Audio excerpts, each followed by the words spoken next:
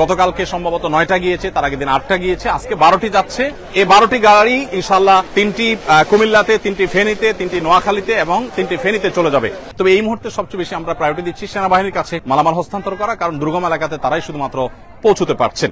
আপনারা যারা বিভিন্ন জায়গা থেকে ত্রাণ নিয়ে যান, আমি আপনাদেরকে বিনয়ের সাথে বলতে চাই, রাস্তার ধারে থাকা মানুষদেরকে দিয়ে দায় সারবেন না, তাদেরকেও দিবেন, রিমোট এরিয়াগুলোতে ঢোকার চেষ্টা করবেন। এই যে কেটে গেল, কষ্ট হচ্ছে না মানসিক?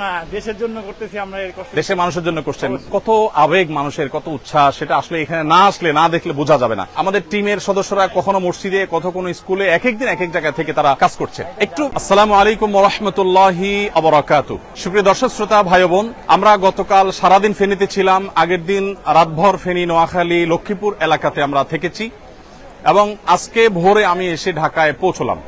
আজকের দিনটা থেকে আবার আগামীকাল হয়তো আমি ইনশাআল্লাহ উপদ্রুত এলাকায় যাব। ফেনীতে আমি নিজে যা দেখেছি সেটি আপনাদের কাছে একটু বর্ণনা দিতে চাই, বিশেষ করে এই মুহূর্তের সেখানকার যে চ্যালেঞ্জগুলো এবং সেগুলো আমরা কিভাবে উত্তরণ করতে পারি সে সম্পর্কে আমি আমার ক্ষুদ্র অভিমত ব্যক্ত করতে চাই। সেই সাথে আমার নিজের চোখে দেখা কিছু দৃশ্য, কিছু ঘটনাবলী এর বিবরণ আমি দিতে চাই আপনাদের কাছে। প্রথমত যেটি বলতে চাই তা হলো, বন্যা পরিস্থিতি একদিক থেকে উন্নত হচ্ছে, আরেক দিক থেকে অবনতির দিকে যাচ্ছে।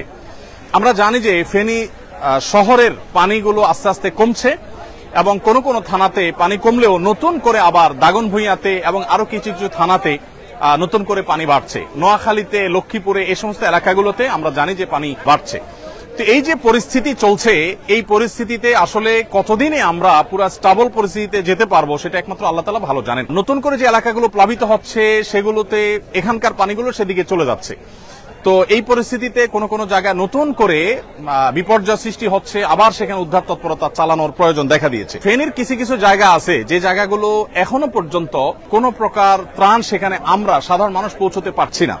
তমধ্যে থেকে পরশুরাম আছে, ছাগলনাইয়া আছে, ফুলগাজী আছে, আরো অনেকগুলো থানা আছে, সোনাগাজী আছে। এই থানাগুলো বিশেষ করে আমি নিজের চোখে কালকে মিজান রোড থেকে একটা স্পিড বোর্ডে করে বিকাল 5:30 থেকে রাত 8:30 পর্যন্ত আমরা ছাগলনাইয়ার দিকে যাওয়ার চেষ্টা করেছি, মানে যতদূর যাওয়া যায়।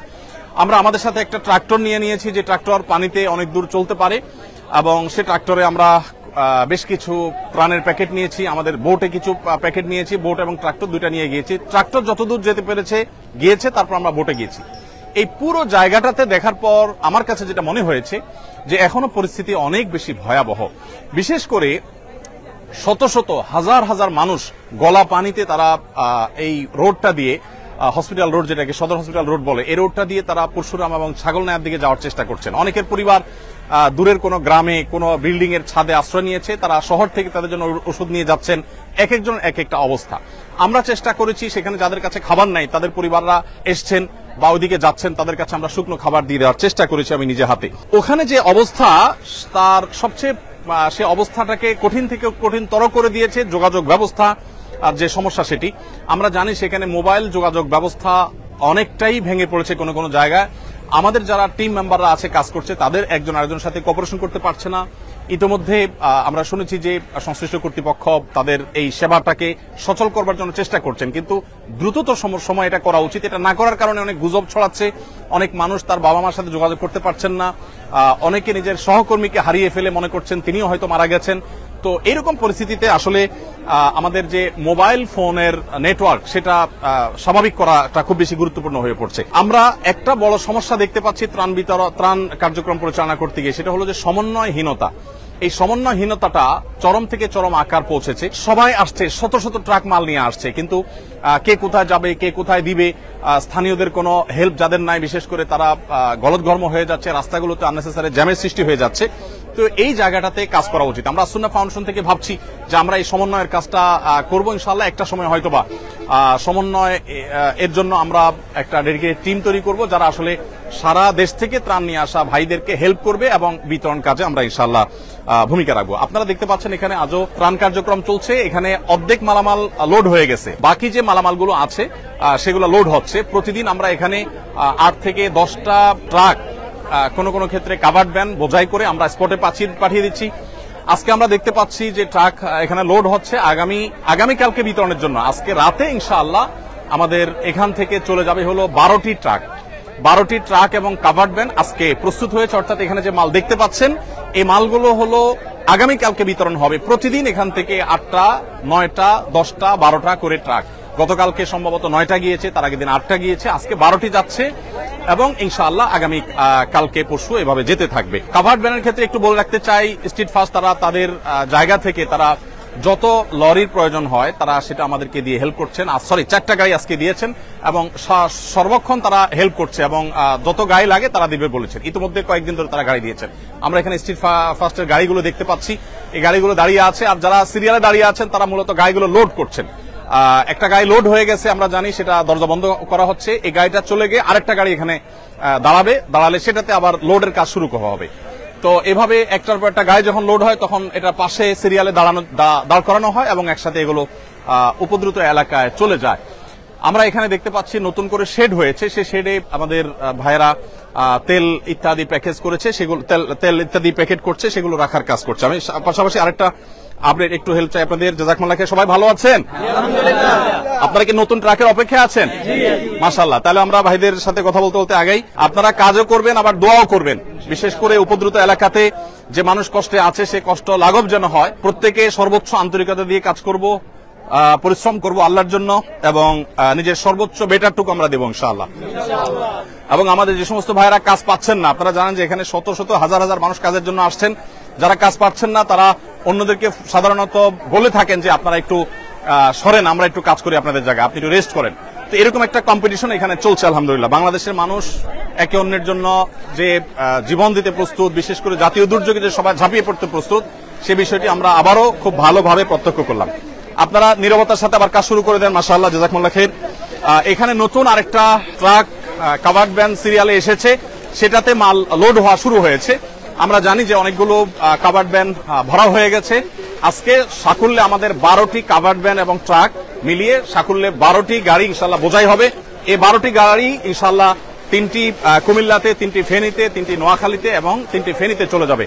তবে আমরা আশা করছি যে আরো কিছু মালামাল প্রস্তুত হলে আমরা সেটা বাংলাদেশ সেনাবাহিনীর কাছে ইনশাআল্লাহ আমরা হস্তান্তর করব। আমি আপনাদেরকে একটু বলতে চাই, যারা ঢাকা থেকে ফেনী যাচ্ছেন, বিশেষ করে ত্রাণ কার্যক্রম পরিচালনা করার জন্য যারা যাচ্ছেন, তারা যদি কিছু বিষয় খেয়াল রাখেন তাহলে খুব বেশি ভালো হয়। কুমিল্লা বিশ্ব রোড পদুয়ার বাজার যেটা, এটা হয়ে সোনাইমুড়ি হয়ে চৌমুহানি হয়ে আপনি ফেনীতে গেলে এই রুটটা তুলনামূলকভাবে সেফ এবং ভালো রাস্তাটা। আর সরাসরি যারা ফেনীতে যাচ্ছেন মাইলকে মাইল সিরিয়াল পড়ে থাকছে গাড়িগুলো এবং বেশ কঠিন একটা পরিস্থিতি তৈরি হচ্ছে। অতএব এটা হলো যাওয়ার ক্ষেত্রে আমরা বলবো, অনেকেই স্পিড বোট এবং নৌকা নিয়ে যাচ্ছেন, তাদের ক্ষেত্রে একটা সতর্কীকরণ আমি করতে চাই যে স্পিড বোট যারা নিচ্ছেন এক্সপার্ট ড্রাইভার যেমন নিবেন, আবার রিপেয়ারের ব্যবস্থাও যেন থাকে। অনেকে নৌকা নিচ্ছেন, নৌকা পানিতে ছেড়ে দিচ্ছেন আর ছিদ্র হয়ে যাচ্ছে, সেখানে রিপেয়ার, কারণ সেখানে তো আসলে নদী নির্ভর বা খাল নির্ভর। অতএব সেখানে আমরা বলবো যে আপনারা যথাসম্ভব রিপেয়ারের ব্যবস্থা রাখবেন। কোথাও ফুটা হয়েছে, আঠা দিয়ে আবার পানিতে নামাই দিলেন, আবার সে নৌকা ডুবে যাচ্ছে।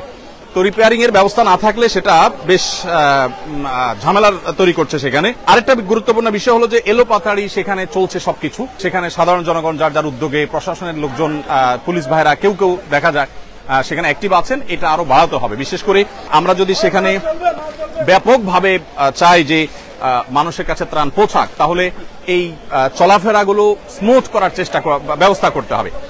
আমরা দেখতে পেয়েছি মিজান রোড থেকে বিভিন্ন এলাকাতে, বিশেষ করে থানা পর্যায়ে ত্রাণ পৌঁছানোর জন্য, আত্মীয়স্বজনের খোঁজ খবর নেওয়ার জন্য মানুষ পরিশ্রম করছে, চেষ্টা করছে, কিন্তু তেমন কিছু করতে পারছে না। এখানে নতুন একটি লরি লোড হচ্ছে আলহামদুলিল্লাহ আমরা দেখতে পাচ্ছি। আসসালামু আলাইকুম, সবাই ভালো আছেন? মাশাআল্লাহ, সবাই খুশি তো? আপনারা কাজ করতে পেরে সবাই খুশি? মাশাআল্লাহ, ফাইন, মাশাআল্লাহ। সাইফুল্লাহ ভাই শুরু থেকে ভলান্টিয়ার সার্ভিস দিচ্ছেন, জ্বর আসছে আজকে, তারপরও বেচারা চলে আসছেন এত কিছু উপেক্ষা করে।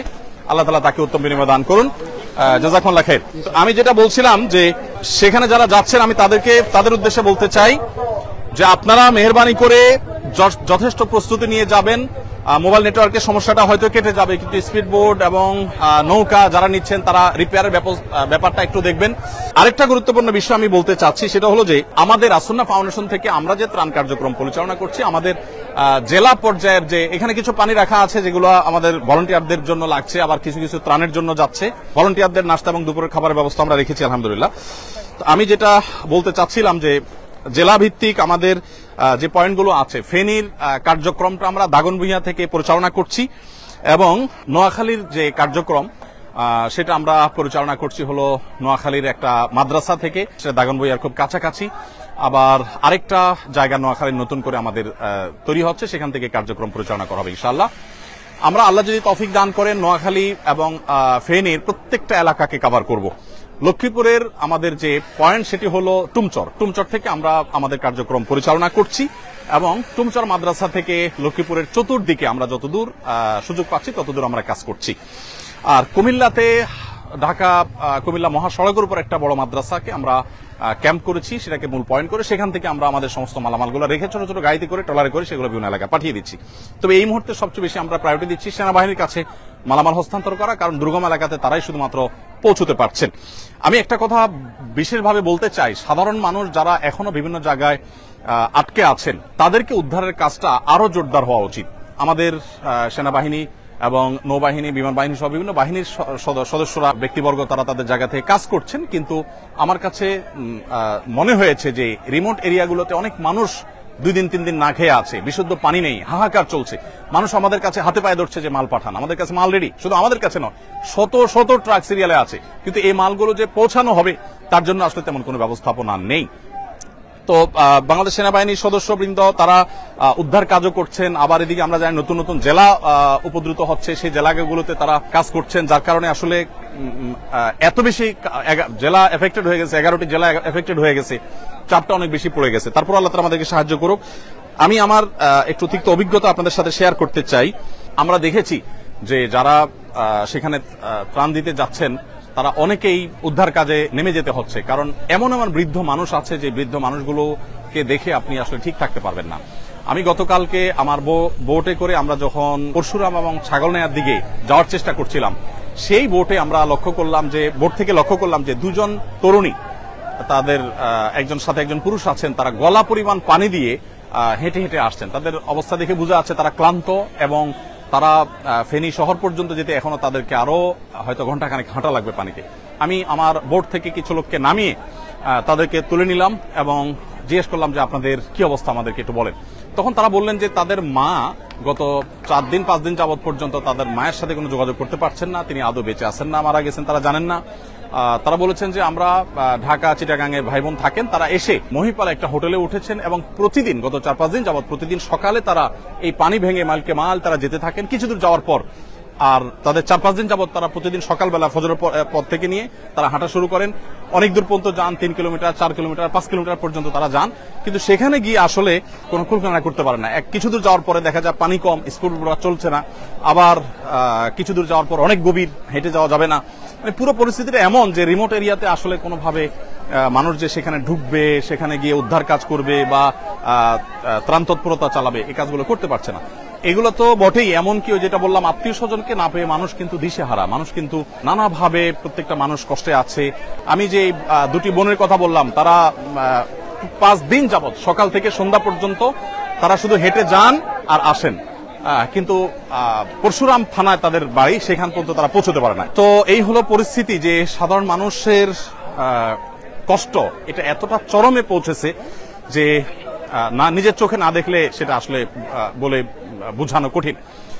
আমি অনেক মানুষের সাক্ষাৎকার নেওয়ার চেষ্টা করেছি। এক ভাইকে পেয়েছি, ইয়াং ম্যান, তিনি কুমিল্লায় চাকরি করেন কোথাও, সেখান থেকে তিনি এসেছেন। কুমিল্লা থেকে যে আসলেন তিনি তার মায়ের বাবার খোঁজ খবর নিচ্ছেন, কোনো খোঁজ খবর নাই এবং আদৌ তারা বেঁচে আছেন কিনা, কোথায় আছেন জানেন না, ঘর বাড়ি আছে কিনা জানেন না, ঘর বাড়িতে যাওয়ারও কোনো ব্যবস্থাপনা নেই। তো এই জিনিসটা বড় কঠিন, বিশেষ করে মোবাইল নেটওয়ার্ক এইভাবে ভেঙে পড়েছে এবং এটা আপনার অকার্যকর হয়ে গেছে অনেকটা, যে বেশিরভাগ ক্ষেত্রে মোবাইলে যোগাযোগ করা যাচ্ছে না। এমনকি আমাদের যারা টিম মেম্বাররা আছে কাজ করছেন তাদেরকেও আমরা যোগাযোগ করতে পারছি না, যার কারণে ত্রাণ কাজ কিন্তু ব্যাপকভাবে ব্যাহত হচ্ছে। এখানে আমরা দেখতে পাচ্ছি যে প্রস্তুত হওয়া যে প্যাকেটগুলো, বেশ বড় সড়ো প্যাকেট, এখানে 10 কেজি করে চাল, 2 কেজি করে ডাল, তারপরে তেল, লবণ, চিনি সবকিছু এখানে আছে। এগুলো এখানে আমরা দেখতে পাচ্ছি 2টা ট্রাকে লোড হচ্ছে। আবারও আমি স্ট্রিট ফাস্টকে ধন্যবাদ জানাতে চাই, তারা আমাদেরকে কাভার্ড ভ্যান দিয়ে হেল্প করেছেন। এখানে তেল আমরা দেখতে পাচ্ছি এক প্রান্ত থেকে অপর প্রান্ত পর্যন্ত সবগুলো, এখানেও বেশ কিছু তেল এবং লবণ এখানে আছে আমরা দেখতে পাচ্ছি। 2 পাশে বোঝাই করা তেল এবং লবণের সারি, আর এই পাশে তেলের যে সারিগুলো আছে আমরা দেখতে পাচ্ছি, এই পাশ থেকে নিয়ে একেবারে শেষ মাথা পর্যন্ত এগুলো সবগুলোই হলো তেলের কার্টুন। 2 লিটার করে আমরা তেল দিচ্ছি প্রত্যেকটা প্যাকেজের মধ্যে। এখানে আমরা দেখতে পাচ্ছি খেজুরের প্যাকেজ হয়েছে। আমরা জানি 4-5টা খেজুর একটু পানি খেলে একবেলা খাবারের কাজ অনেক ক্ষেত্রে হয়ে যায়। এই জন্য প্রত্যেক ফ্যামিলিকে একটা করে প্যাকেট আমরা খেজুর দিচ্ছি মোটামুটি। আমাদের এখানে যারা কেউ যদি আহত হন বা শারীরিক অসুস্থতা ফিল করেন তাহলে তাদের জন্য প্রাথমিক ট্রিটমেন্ট দেওয়ার ব্যবস্থা এখানে আছে, আমরা দেখতে পাচ্ছি। আমাদের ভাইরা কাজ করছে। আসসালামু আলাইকুম, ভালো আছেন? ভালো আছেন? হ্যাঁ ভাই, আপনি অসুস্থ অনুভব করছেন? একবার চালের বস্তা নেওয়ার পরে একটু মানে মাথাটা ঘুরাতে পারছি না খুব একটা। ইন্নালিল্লাহ, ব্যথা অনুভব করছেন? হ্যাঁ একটু না, তারপরে মানে প্রথমে ইয়াতেই সমস্যা হয়েছিল, তারপরে আমি দীর্ঘক্ষণ চালের বস্তা নিয়েছি। এখন স্প্রে করার পর কি একটু ভালো অনুভব করছেন? ভালো মনে ব্যথা হয়েছে ভাইয়ের, সেজন্য স্প্রে করে তাকে সাময়িক এবং তৎক্ষণাৎ যে তার ব্যথাটা সেটা রিমুভ করার চেষ্টা করা হয়েছে আলহামদুলিল্লাহ। কি নাম আপনার ভাই? আমার নাম মোহাম্মদ মুকুল মাহমুদ। মুকুল মাহমুদ ভাই, মাশাআল্লাহ। এরকম আরো অনেক ভাইরা আছেন যারা আসলে কোনো কারণে অসুস্থ হয়ে পড়লে সাথে সাথে এই যে আরেক ভাইকে আমরা দেখতে পাচ্ছি। আসসালামু আলাইকুম, কি নাম আপনার? কাচলক, সমস্যা নাই। মোহাম্মদ মেহেদী হাসান। আপনার কি হয়েছে? কি ট্রাক থেকে ডাল উপর থেকে টানার সময় হাতে ছুলে গেছে আর কি। ইন্নালিল্লাহ। আপনি কোথায় কি করেন? আমি ডেলিভারি কাজ করতেছি। কিসে? এটা হচ্ছে গুলশান ডিসিসি মার্কেটে। আচ্ছা, মাশাআল্লাহ, ডেলিভারি কাজ করেন। এখন আপনি এখানে স্বেচ্ছায় শ্রম দিতে এসেছেন। মাশাআল্লাহ, আল্লাহ তাআলা আপনার হাত ভালো করে দেখ। এই যে কেটে গেল, কষ্ট হচ্ছে না মানসিক? দেশের জন্য করতেছি আমরা, এই কষ্ট দেশের মানুষের জন্য করছেন। কত আবেগ মানুষের, কত উচ্ছ্বাস, কত আনন্দ, কত মানুষের উদ্যম কাজের জন্য, সেটা আসলে এখানে না আসলে না দেখলে বোঝা যাবে না। যারা আমাদের টিম কাজ করছে ওখানে স্পটে, তাদের কষ্ট বর্ণনার অতীত। নাওয়া নেই, খাওয়া নেই, কোনো কিছু ঠিক ঠিকানা নেই। আমাদের টিমের সদস্যরা কখনো মসজিদে, কোনো স্কুলে, এক এক দিন এক এক জায়গা থেকে তারা। ভাই, আপনি কি করেন বললেন? আমি স্টুডেন্ট, চাকরির প্রস্তুতি নিচ্ছি আর কি। মাশাআল্লাহ, আল্লাহ তাআলা আপনার রাজশাহী বিশ্ববিদ্যালয় থেকে পড়াশোনা করেছেন ভাই, আল্লাহ তাআলা আপনার হালাল উপার্জনের ব্যবস্থা করে দেখ, আমরা মনে প্রাণে দোয়া করি। মাশাআল্লাহ, আপনি আজকে প্রথম আসছেন এখানে? জি। মাশাআল্লাহ, আল্লাহ তাআলা কবুল করুক। জাযাকুমুল্লাহ খাইর। ইনশাআল্লাহ। তো আমরা দেখেছি এখানে মাশাআল্লাহ কাজটা, খেজুরের কাজটা এখানে হচ্ছে। খেজুরের পাশাপাশি এখানে দেখতে পাচ্ছি খেজুরের স্তূপটা এখানে আছে, এখানে কার্টুনগুলো রাখা আছে। এখান থেকে খেজুর প্যাক হয়ে এখানে আসছে এবং আমরা বস্তার লাইনটা একটু দেখাতে চাই। একেবারে নরমাল খেজুর দিলে অনেকেই খেতে পারবেন না বা ভালো লাগবে না, সেজন্য আমরা মিডিয়াম কোয়ালিটি অন্তত যাতে এনশিওর করা যায় সেজন্য চেষ্টা করেছি আলহামদুলিল্লাহ। আসসালামু আলাইকুম, আপনারা ক্লান্ত, রেস্ট করতেছেন? আচ্ছা, ঠিক আছে। এইদিকে আমরা দেখতে পাচ্ছি এগুলো হলো আমাদের ডাল, মসুর ডাল। এগুলো কিন্তু আজকের, এগুলো আমরা যা দেখতে পাচ্ছি সব কিন্তু আজকের মালামাল। প্রতিদিন এর মালামাল প্রতিদিন আসে, এই সাইড থেকে ট্রাকে আনলোড হয়, প্যাকেট করার পর সেটা আবার লোড হয়ে চলে যায়। তো এদিকে আমরা দেখতে পাচ্ছি মসুর ডাল, সেটা 2 কেজির প্যাকেট এখানে ভর্তি হয়ে বড় প্যাকেজের মধ্যে সেটা ঢুকে যাচ্ছে। এখানে আমরা দেখতে পাচ্ছি এগুলো হলো চাল, ওই পাশে চালের স্তূপ। আজকে যেহেতু দিনের অনেকটা শেষ, অতএব কাজ হয়ে গেছে। এখানে যে চাল দেখতে পাচ্ছি আমরা, সেটা আজকের যে কাজ সেটা হয়তো 50% হবে না, 1/3 হয়তো বা হতে পারে। বাকি কাজগুলো আমাদের হয়ে গেছে। এগুলো সবগুলো কাজ হবে, আবার সেগুলো লোড হবে। এগুলো 10 কেজি করে চালের প্যাকেট এখানে আছে, যেগুলো এখানে স্তূপ আছে। ওই পাশেও চালের বেশ কিছু বস্তা আছে। তো প্রিয় দর্শক, আমি শেষ করব, বিশেষ করে আরো একটা পয়েন্ট আপনার সাথে শেয়ার করতে চাই। সেটা হলো যে আমরা জেলা ভিত্তিক প্রত্যেকটা জেলাতে আমাদের পয়েন্ট করেছি, সেখানে আমাদের টিম কাজ করছে আলহামদুলিল্লাহ। আপনারা যারা বিভিন্ন জায়গা থেকে ত্রাণ নিয়ে যান, আমি আপনাদেরকে বিনয়ের সাথে বলতে চাই, রাস্তার ধারে থাকা মানুষদেরকে দিয়ে দায় সারবেন না।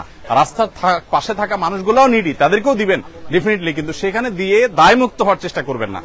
আমরা গতকালকে দাগনভূঞার একেবারে ভেতরে যাওয়ার চেষ্টা করেছি। 3 ঘন্টা ট্রাক্টর, তারপরে নৌকা, বিভিন্ন কিছুতে করে একদম জায়গা পর্যন্ত পৌঁছার আমরা চেষ্টা করেছি। এবং ছাগলনায়া পরশুরাম রোডে আমরা যতদূর পেরেছি গিয়েছি, কিন্তু একেবারে মূল যে এফেক্টেড এরিয়া সেখানে আসলে যাওয়ার মতো পরিস্থিতি এখনো হয়নি। ঠিক একইভাবে আপনারা যারা কাজ করছেন, আমি বলবো যে সীমিত পরিসরে কাজ করলেও চেষ্টা করবেন স্থানীয় রিলায়েবল এবং বিশ্বস্ত মানুষদের সাথে কথা বলে তাদেরকে সাথে নিয়ে আপনি ভেতরে যাবেন এবং যথাসম্ভব রিমোট এরিয়াগুলোতে ঢোকার চেষ্টা করবেন। আল্লাহ তাআলা আমাদের সবাইকে তৌফিক দান করুন। সেখানকার পরিস্থিতি আসলে একেবারে নিশ্চিন্ত হওয়ার মতো কোনো পরিস্থিতি তো নাই, বরং এখনো 4-5 দিন পর্যন্ত বহু পরিবার পড়ে আছেন বিভিন্ন জায়গায়, তাদের কাছে ত্রাণ পৌঁছানো দরকার। বাংলাদেশ সেনাবাহিনী সহ অনেকগুলো বিষয়িত প্রতিষ্ঠান, প্রশিক্ষিত বাহিনী, তারা কিন্তু সেখানে তাদের মতো করে কাজ করছে এবং তারা ত্রাণ পৌঁছানোর চেষ্টা করছে। সেটা আরো বলিষ্ঠভাবে, আরো শক্তিশালীভাবে যেন হয়, আমরা সেজন্য দোয়া করি। আল্লাহ তাআলা সবাইকে তৌফিক দান করুন। আল্লাহ তাআলা আপনাদের সবাইকে উত্তম বিনিময় দান করুন। সবাই ভালো আছেন তো? আপনি এদিকে আসেন। কি নাম আপনার? আমার নাম মোহাম্মদ আনিসুর রহমান। আপনি কি করেন? আমি এভাবে বিজনেস করি। একটু ওইদিকে দাঁড়ান, ওইদিকে দাঁড়ান। বিজনেস করি। আচ্ছা, কিসের বিজনেস? আমার প্যাকেজিং বিজনেস আছে। আচ্ছা, আপনি কি ভলান্টিয়ার সার্ভিস দিতে আসছেন না ডোনেশন দিতে আসছেন? আমি ভলান্টিয়ার সাপোর্ট দিতে আসছি। মাশাআল্লাহ। আপনি কখন আসছেন আজকে? আমি আজকে আসছি জোহরের নামাজের আগে। আচ্ছা আচ্ছা, মাশাআল্লাহ। এই পর্যন্ত কাজ করেছেন? জি, বস্তা টেনেছেন আপনি? জি, জি, জি। কতগুলো বস্তা টেনেছেন আনুমানিক? আর চালের বস্তা প্রায় 300-র উপরে। কি বলেন, আপনি 300 উপরে বস্তা না না, টেনেছেন? আমরা সবাই সম্মিলিত। আচ্ছা, আপনাদের টিম হ্যাঁ, বুঝতে পেরেছি, গ্রুপ ওয়ার্ক, হ্যাঁ সেটা বলেন। তো বস্তা তো টানতে নিশ্চয় অভ্যস্ত না, না কষ্ট হয় নাই? হয়েছে, সবকিছু আল্লাহর জন্য। আল্লাহ রাজি খুশি। তাআলা উত্তম বিনিময় দান করুন ইনশাআল্লাহ। কি নাম তোমার? আরিয়ান, হ্যাঁ, আদিলান, আরিয়ান, মাশাআল্লাহ। কোত্থেকে আসছো? বনশ্রী। বনশ্রী থেকে। ওর আব্বুকে আপনি? আমি ওর বড় ভাই হুজুর। আচ্ছা, আমি ওকে আজকে দুইটা অপশন দিয়েছিলাম যে তুমি আসন্না ফাউন্ডেশনে যাবে না একটা পার্কে যাবে। ওর মাঝে আজকে বন্ধ হয়েছে। ও ও মাশাআল্লাহ, বলেছে যে আমি আসন্না ফাউন্ডেশনে যাবো। মাশাআল্লাহ মাশাআল্লাহ। আমাদের বাচ্চারা অনেকে, আমাদের মাদ্রাসার বাচ্চারা, অন্য বাচ্চারা পানি খাওয়ানোর কাজটা করছে এবং অন্যান্য কাজ তাদের মতো করে তারা করছে। আমরা শেষ করব, যেহেতু আমাদের এক গ্রুপের নামাজ শেষ, এখন দ্বিতীয় জামাত শুরু হবে। আল্লাহ তাআলা আমাদের সবাইকে উত্তম বিনিময় দান করুন। জাযাকুমুল্লাহ খাইর। এবং দুর্গত মানুষদের আল্লাহ তাআলা দুর্গতি দূর করুন, তাদের কষ্ট দূর করুন, লাঘব করুন, আমরা সে দোয়া করি। এবং প্রত্যেকে যার যার জায়গা থেকে চেষ্টাও চালাবো, দোয়াও করব। এবং যারা এলাকাতে আছেন তারা উদ্ধার কাজে সাধ্য অনুযায়ী, একদম দুর্গম জায়গা যদি না পারেন, যতটুকু পারেন মানুষের উদ্ধার কাজে একটু সহায়তা করেন। এবং যথাসম্ভব প্রত্যেকে অসুস্থ মানুষদেরকে প্রায়োরিটি দিয়ে তাদেরকে উদ্ধার কাজ করার চেষ্টা করি। বিশেষ করে আমরা যারা ত্রাণ দিতে গেছি তারাও চেষ্টা করি। আমি ত্রাণ দিতে গিয়েও একজন বৃদ্ধ মানুষকে দেখেছি হেঁটে যাচ্ছে অনেক দূর কষ্ট করে, কালকে দাগনভূঞার ঘটনা। পরে আমাদের কিছু ভাইদেরকে বলে আমি বললাম যে আপনারা একটু নামেন, ওনাকে একটু উঠান। অনেকে উঠায় নেওয়া হয়েছে। এরকম বিভিন্ন পর্যায়ে কাজ চলছে, সে কাজটা আরো জোরালোভাবে চলুক, আমরা সে দোয়া করি। জাযাকুমুল্লাহ খাইর। আসসালামু আলাইকুম ওয়া রাহমাতুল্লাহ।